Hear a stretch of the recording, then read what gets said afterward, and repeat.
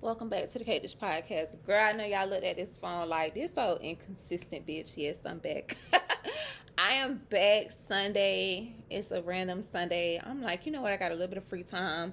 Let me just hop on the computer real quick.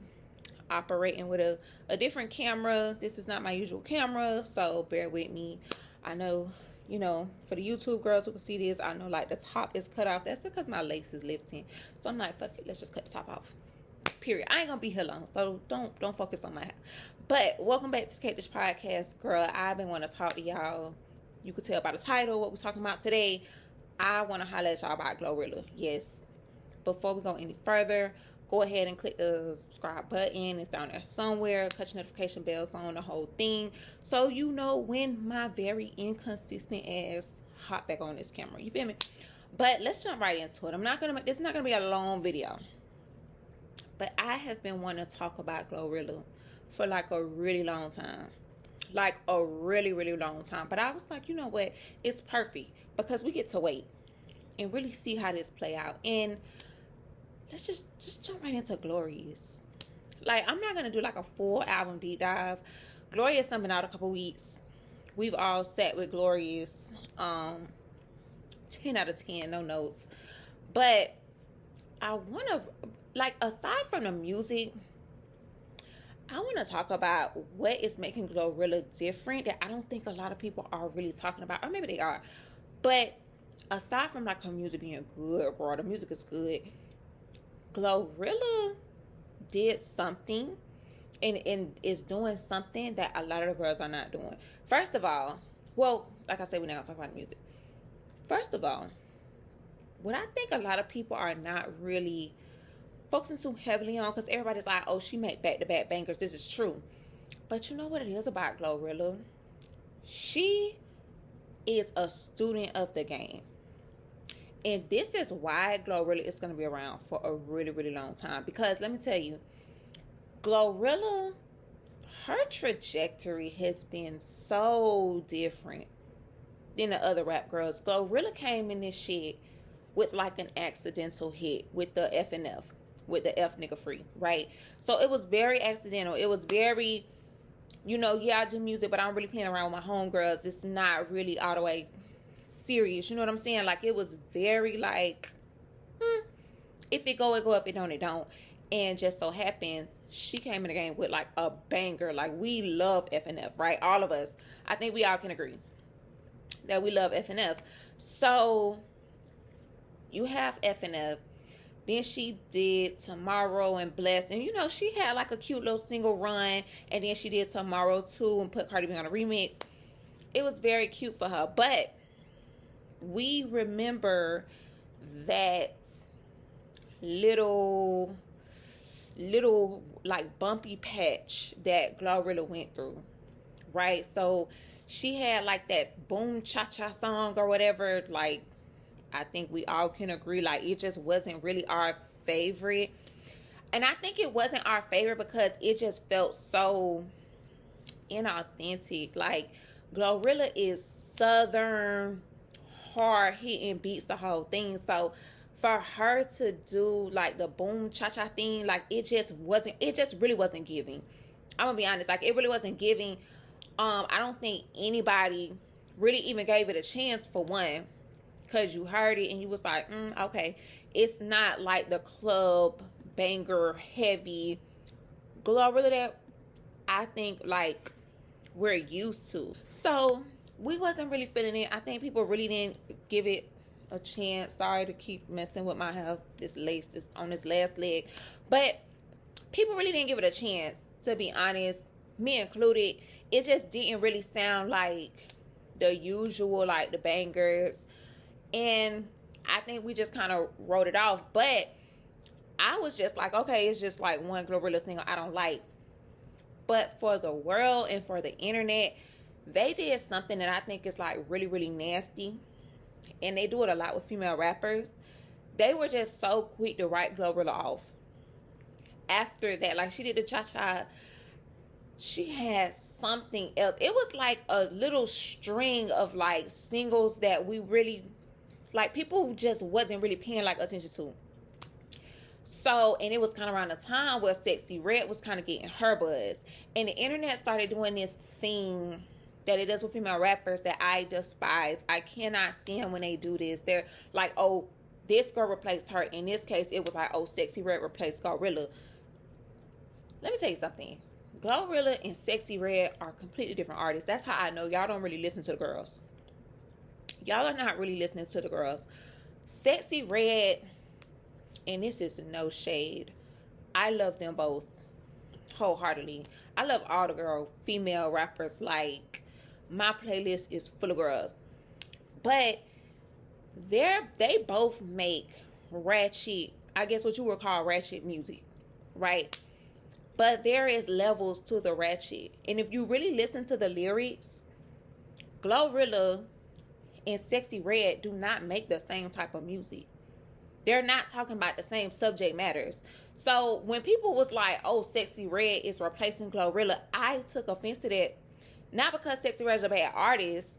She's a really good artist. But I took offense to that because it's like, they're not even rapping about the same shit. Like, GloRilla's ratchet is, okay, I'm broke, so I'm finna do these scams. I'm finna run these stores. I might even sell a little weed.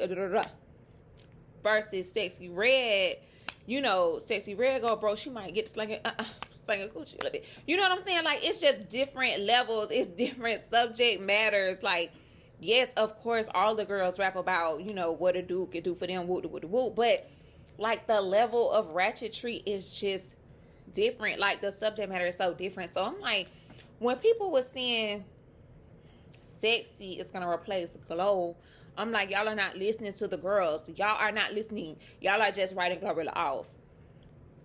However, when all of that was going on, I think what people are not zeroing in enough is the fact that GloRilla really took all of that with so much grace. So much grace. I seen an interview and GloRilla was saying, with I think it was the Cha-Cha song, like, I know a lot of people didn't like it, but I really like that song. I think people just didn't give it a chance. But she handled it with so much grace, bro. More than, no shade, some of her rap girly counterparts. Because GloRilla was getting hate, bro. They was saying GloRilla was done. Academics was saying it. Like, so many people were saying that Glo was out of here. She's done. That she is done. She is a rap. Like, we don't like GloRilla. Her run is over. She didn't get on the internet and rant. She didn't get online screaming into the phone. She didn't get online cussing out her fans, cussing out everybody. She didn't do none of that. I think GloRilla really sat back with her team or even with herself and went through all the posts, seeing what everybody was saying, seeing how people was talking about her, seeing the critiques that people was having of her, the whole spiel. I think, hold on, let me bring the camera down, girl. See, I want to see talking about lace shell. I think GloRilla really got in the fields on her own, read all the critique, all the comparisons, all of the things, everything that people were saying. She a one-hit wonder. She this, she that, she that. Even when JT was like, work on your craft, whole time baby girl was in the lab. She was in the lab, and people keep bringing up that tweet, but bro, GloRilla was already in the lab when JT was going through that. This ain't about JT. For her to come back as hard as she came back, that's somebody who really been sitting back, listening. Okay, what they saying? What like? Okay, I see why they say that. Okay. She could have went about that so many different ways. First of all, she could have thrown in the towel. If she was weak, if she was very, like, not sure of herself, she could have thrown in the towel. She could have been like, you know what, F it. I done made me some money, I'm going on my way. She didn't do none of that. She didn't. It's like she took that whole, because it was a GloRilla hate train. Let's just call it what it was. Like, it was a time where she was putting out singles. People weren't liking the singles, and it was a rap. And it was after her and Cardi B did Tomorrow 2. That's when kind of like that little single run started going, and it wasn't really making a lot of noise, bro. And she did a song, her and Lotto and Gangsta Boo have a song together. That song got so lost in the sauce. It got lost in the whole GloRilla hate train. It came out at the wrong time. I wish that song would have came out this year, like maybe in between Glow and TGIF, like somewhere in there. Because that was such a good record. It was one of the last ones that Gangsta Boo did before she passed away. Like, phenomenal record, but it just got buried. It just got buried. I wish I could play it here, but y'all know YouTube be with the copyright, and they'll take your stuff down and whoop the whoop. But that was a really good one. But see, the problem with hate trains and all of that, and when everybody kind of like dog piles on an artist after they, you know, make a couple songs that they don't like, is when they make good stuff like F the Club Up with Gangsta Boo and Lotto, it gets lost. It gets lost, and people don't even know that song. I bring that song up to people and they're like, what is that? And it's like, exactly. Because people, I think by that time, had started to write GloRilla off already. So that record, you know, it just was not as big as it was supposed to be. I think if it would have came out this year, it would have went. But to see her take all of the criticism, everything, and come back with Glow, that is just not talked about enough. The way she moved and navigated that with all the grace in the world. All the grace in the world. And she did not have to. And people really, when they was like bringing up Sexy Red, they were also doing this thing trying to create a female beef. We all know that beef is profitable. They wanted Sexy Red and GloRilla to be at odds so bad. And I am so glad that the girls did not give into it. Because oftentimes a lot of the girls do. We know they do. A lot of the girls give into the beef. A lot of the girls give into the putting them together so much to the point where they actually go against one another. You know what I'm saying? Like, a lot of the girls, I don't even think they want to go against each other, but they try to put them against each other so bad and make a problem until it actually becomes one. And I'm just so glad that GloRilla and Sexy Red did not even feed into it to the point where we see Sexy Red on GloRilla's Glorious album. You know what I'm saying? But for her to come back with Glow, and then I can't even remember like the order of records, but she just came back so hard. Bottom line, she came back so hard. She came back with a mixtape. Let me just glance at the mixtape really quick, because I don't think, even with everything, I think we kind of moved on from it a little too quick, because she had Glow. She had All That with Moneybagg Yo. She had Wanna Be with Megan Thee Stallion. She had In That Mode, like she had like a lot of good songs on the everything mixtape. And I personally feel like we moved on from it a little too fast.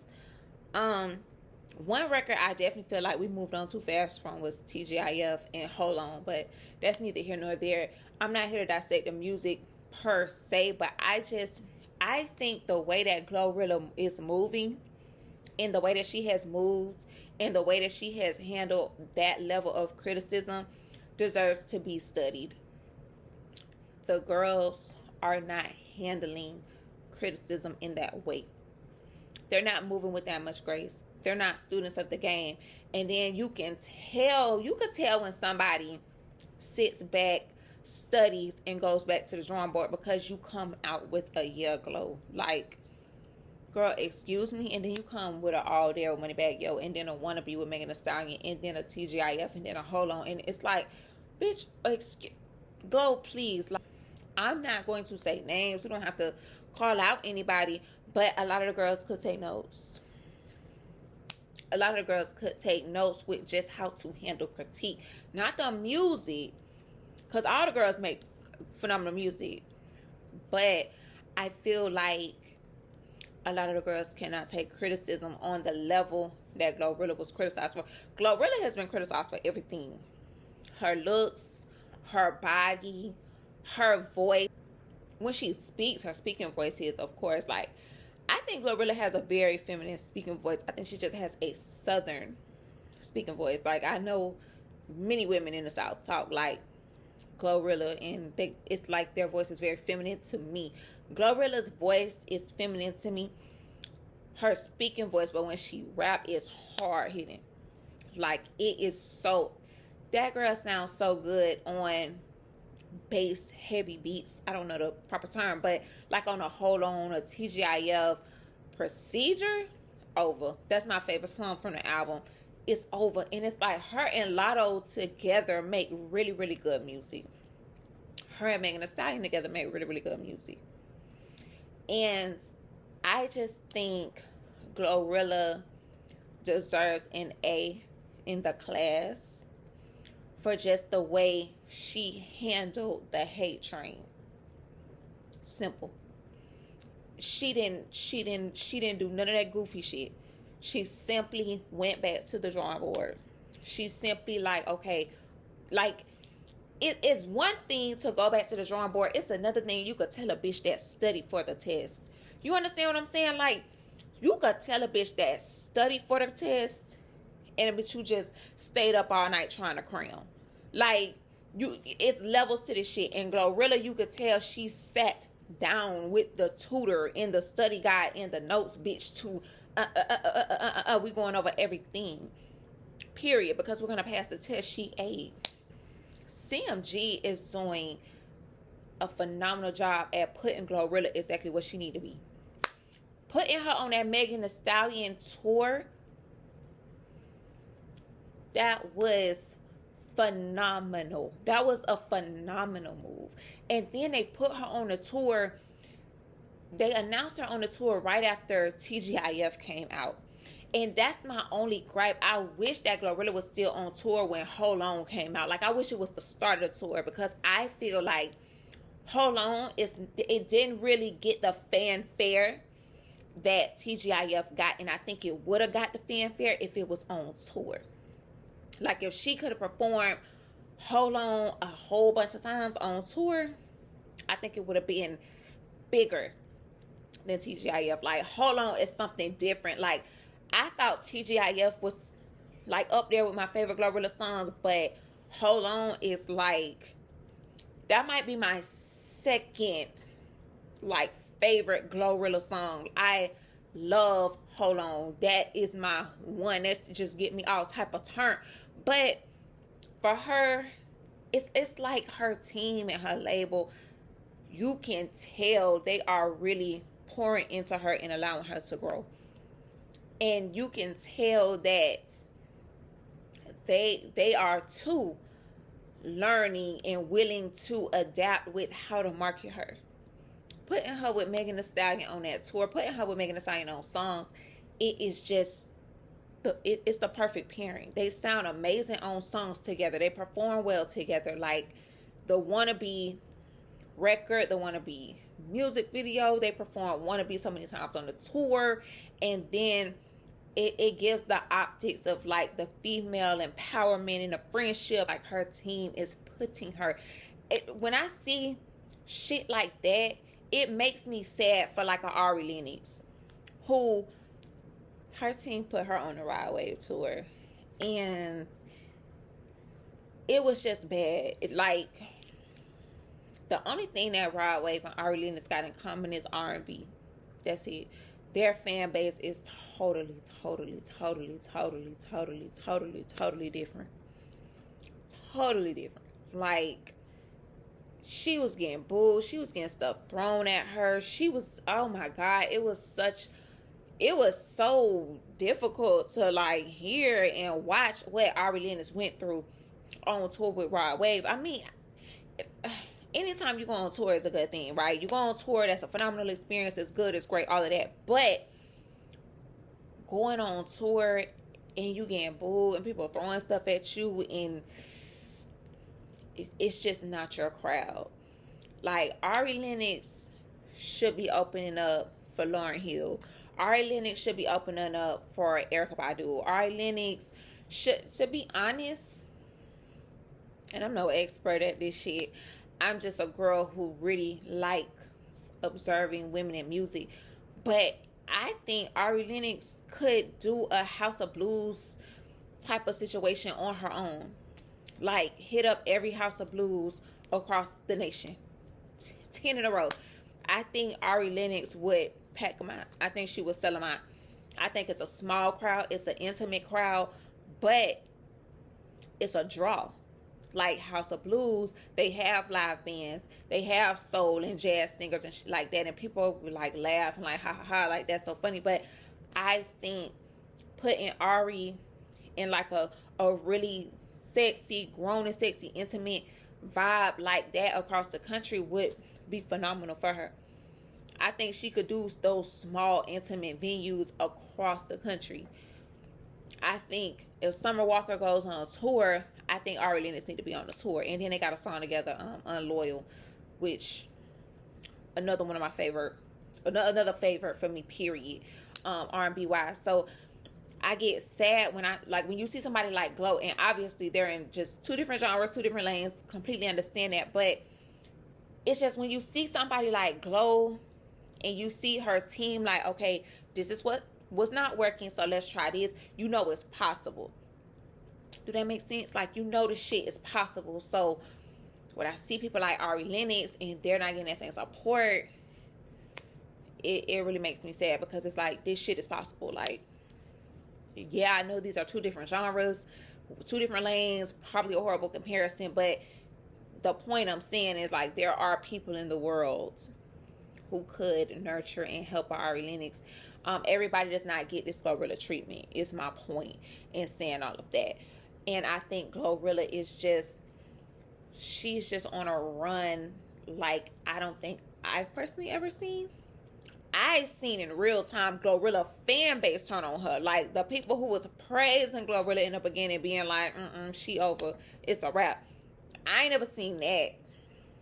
That was different. That was nasty work. I was not a fan. I was not feeling it. So to see, just to see what she at now. Just to see what she at now. I've been wanting to talk about it. The Glorious album. Hold on. Y'all know how I feel about that record. I can't talk about Hold On enough. But Procedure, it's kind of battling it up for me, because bitch, you don't come on no song talking about what's the procedure when a bad bitch walk in the room. Like, what? Because what actually is the procedure when a bad bitch walk in the room? Like, what is it? Nobody actually knows what the procedure is. Like, who would think to ask that? And it's the whole, like, set it off undertone. If they do a video, I'm already envisioning how it's gonna look. I'm on to you, GloRilla. Procedure might be my number one. It might be up there for me, girl. Like, Procedure is a nasty record. That's a nasty hook. That's number one for me. Hold On is number two for me. Obviously, we know TGIF. The Globally and Sexy Red song, it's a flip on Wipe Me Down. That's not really my favorite, just because I'm old and Wipe Me Down is kind of like Melodies from Heaven for me. So I didn't want to see that one like redone. But I like that Sexy Red and Glo working together. Like, love that for them. Don't Deserve with Mooney Love. It's very Eve, Love Is Blind for me. It's very, I don't even know you, but I want you dead type of vibes. Like, they ate that. They ate that whole Eve. And they did it in a way that was not corny. Because when I first seen it, I'm like, I knew what it was going to be about. Mooney Love, GloRilla, Don't Deserve. I'm already knowing what this record is going to be about. This is about a man not deserving a woman, period. So I'm like, it's going to be a little, it might be a little corny, but no, like, that's one of them ones. That's one of them ones. Obviously, the song with Kurt Franklin, Rain Down on Me. Nice little spin. I think GloRilla really shows her diversity. Like, yeah, I can get ratchet, I can beat your ass, but I'm gonna go to church on Sunday and I'm gonna repent for it. I love that for her. Let her cook. Damn, that's up there for me. So it's like, hold on, procedure, hold on, kind of battling out for number one for me. Let her cook might be number two. That's like a strong number two. I ain't going is another one. I love how GloRilla really tell these niggas like, bitch, you put your hands on me, it's up for you. Love that. More of that. More of that in female rap. Like, we need more domestic violence awareness in female rap. Like, we need more of, if nigga, buy me Birkin, buy me cars, buy all that shit, but God is my witness, you put your hands on me, I'll beat your ass. Like, we need to put more of that into the world. Like, if you put your hands on me, it is up for you. Like, yes, please. Like, more domestic violence awareness in these records. Like, Glo was really popping that shit. I don't know what she has been through, but there were definitely some undertones like, this ain't it. I ain't going. I'm on to you, GloRilla. Queen of Memphis. Oh, another one that grew on me was like, Stop Playing. I feel like Queen of Memphis and Stop Playing, they're kind of like one and the same. Like, they were sisters because they kind of got that undertone of like, yeah, like, I went through some shit. I came out on top. Like, I'm still her. I'm still pushing. I'm still like, stop playing with me. Like Queen of Memphis shit. Like, stop playing with me. Glo really had a message on Glorious. The album title being named Glorious. The messaging was there. The women's rights was there. Letting us know about her church, her religion, religious background was there. The girl name is Gloria, hallelujah. So, baby girl was raised in the church.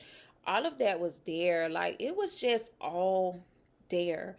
The album gave everything. And I feel like everything. GloRilla did an interview. And they were like, what's the difference between an album and a mixtape? And she said something along the fact, like, she couldn't really explain it. She didn't really have the words. But I understood what she was saying. She was saying something to the effect of like, the album is just more serious, and you could kind of tell. Like, I get what she was saying when I listen to Glorious and when I listen to everything. But Glorious, it's like I'm either intentionally turning up or I'm intentionally telling a nigga to kiss my ass. Like, it's one or the two. Like, so I completely get how Glorious is. It still has my turn up records that I need, but it's more serious. Like, I am not an album deep dive girl. If I like your album, I like it. It sounds good to me, whatever. But this, I kind of just wanted to speak to the hustle, the grind, and listening. Like, I think a lot of artists could just benefit from just listening and not being so quick to get in their feelings over critique and over people not liking their music. People feeling like, oh, I don't like this song, I don't like that song. That comes with the territory. Okay, how can I get my fan base back on my side? Because it's one thing for the haters to hate, but it's just like a whole nother level when your own fan base ain't rocking with you. You know what I'm saying? So for her to just take that shit in stride with all the class in the world.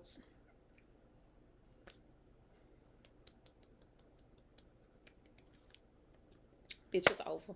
GloRilla is here to stay.